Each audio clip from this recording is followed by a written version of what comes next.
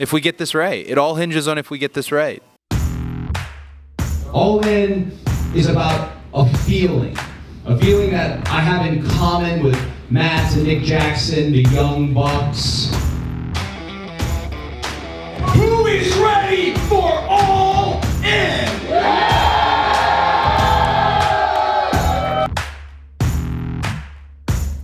The initial bet. Here's a $1 bet. Somebody asked me, it's actually one of the readers of the Observer asked me on Twitter and just goes, do you think that Ring of Honor could sell 10,000 tickets to a show? And I go, no time soon. And Cody, within hours, an hour or two, just goes, Dave, I'll take that bet. Give me 3 months in Kenny Omega and the Bucks, and we'll do it. And I said, hey, good luck.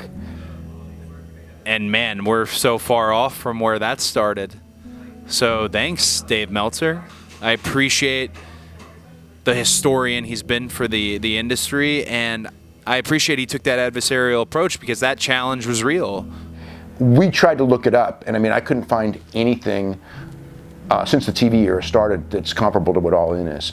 We've seen nothing like this since WCW went down. Nothing. It's at 17 years. And WCW, you can't even compare WCW with this stuff because WCW was on Turner Television since the beginning of time. They were an established brand, they were a complete major league group. So if you're talking about a non-major league group, it's never happened. I'm very confident that we would be able to bring in those numbers, and we did, and then the numbers now have turned into other things. As you know, Ring of Honor is going to run Madison Square Garden. That's the world's most famous arena. That's unprecedented. I think the Garden Show has a chance to be something really big.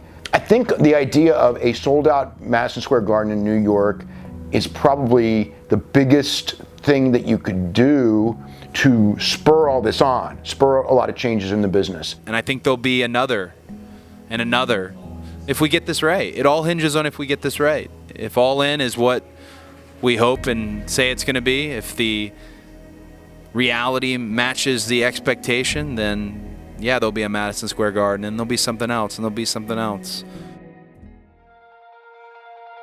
So All In 0 Hour is such a great thing that's happening, and it came late in the game. This first hour of All In is going to be featured on WGN America, and it's going to be on nationwide TV. So it'll lead into the pay-per-view, but it's by no means like a pre-show or a kickoff. It's very much part of All In. It's All In 0 Hour, and that's another little piece of history, another feather in the cap of everyone who believed in this event. This is going on TV. That's an hour on nationwide TV in front of over 10,000 people. Man, I'm getting chills thinking about it.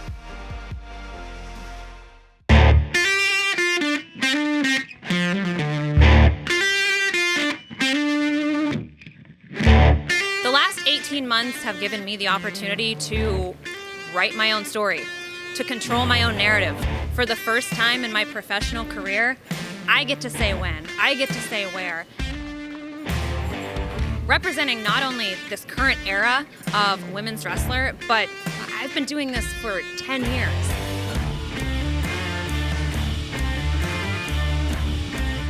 So to still be able to get in there with some of the top names in professional wrestling today, it means the world to me. It means everything. It means that I still got it. But it also means that I've got a lot to prove. Unless you've been like under a rock, women's wrestling has done what you have to do in wrestling. It's turned heads, and it's delivering. I started my career on television at the age of 22. I didn't know to have pressure on myself. I didn't know to put the pressure on myself to help elevate women's wrestling. All I knew at the time was that I was living my dream.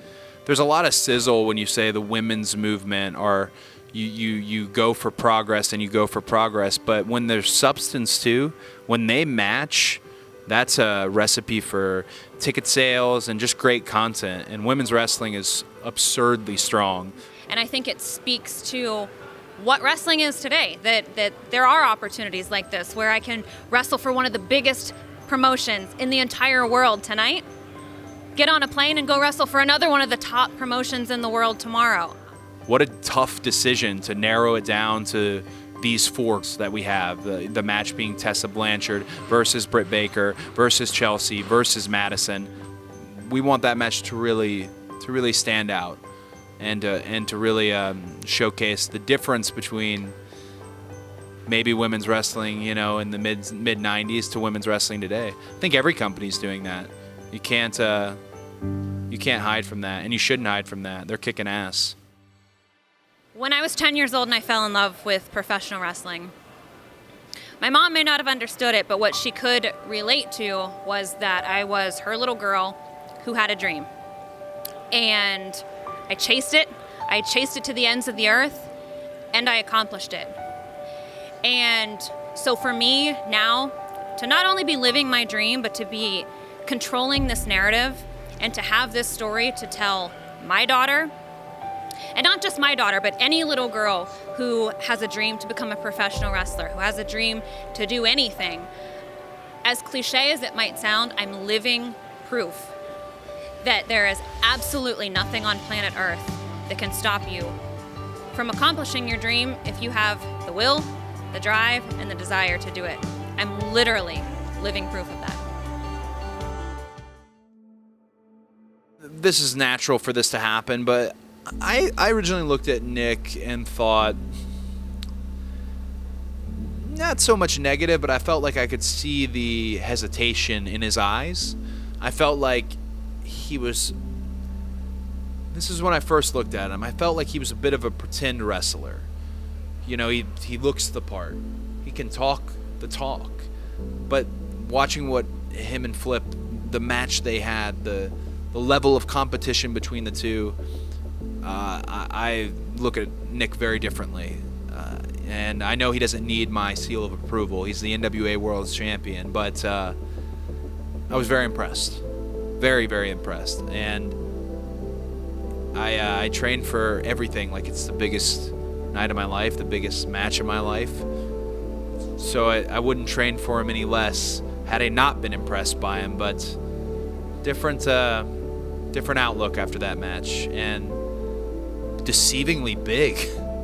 I don't think people realize how dang big Nick is. So when you look at your match and you look at the technique you're going to apply and the strategy you're going to go into it with, he's got that kind of Billy Gunn element about him. You think he's your height, then you see him and he's a freaking giant. He's a true heavyweight. He's a throwback style, sprinkled in with a little British style. And British style is particularly a weak area for me. Especially when you get into manipulations and wrestling of that nature where he's wearing you down. You don't want that body on you wearing you down, being that he has the weight and height advantage by a hair, but he does. But I was very impressed, and I think I'll continue to be impressed as we head towards All In. But I look at everything as competing with myself. Even though I'll be competing against Nick at All In for the NWA World Championship, I feel like I've got to be my best self, and my best self can't be beat.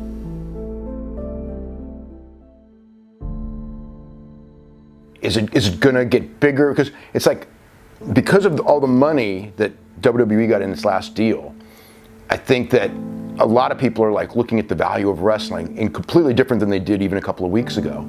But WWE's locked in. Now what about the value of other wrestling?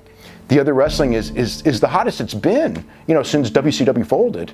As far as I'm not saying it's competition to WWE, but it's strong. You can draw. There's people out there that are legitimate drawing cards without television, really. I've covered Vince for 30 plus years. So I know Vince is going to want to keep it down because that's Vince. Vince doesn't want anyone to get past a certain level, but at the same time, you can't control everything, no matter how powerful you are, and he is powerful. I think in a year's time, we'll know that All In wasn't a fluke. And I already know that. People on the event know that. The people who paid their money to see it, who are coming from all around. We've got I think a 70-something% fly-in rate. People flying to Chicago for this. I think in a year's time, we'll know we were on to something. And no wrestling expert, no wrestling historian, that there's a bazillion, nobody can call what's going to happen next. So I'm not even going to speculate. what's going to happen next. But I know we're definitely on the rise. To me, wrestling's never been more popular. You can argue with me over that all day, and I'll keep pointing to things that can tell you why. It's just getting into more houses, and with streaming and choice, the choice is there. What you choose to watch, who you choose to watch. I think a year from now we'll know All In wasn't a fluke. Maybe we'll be talking about something else, some other big event.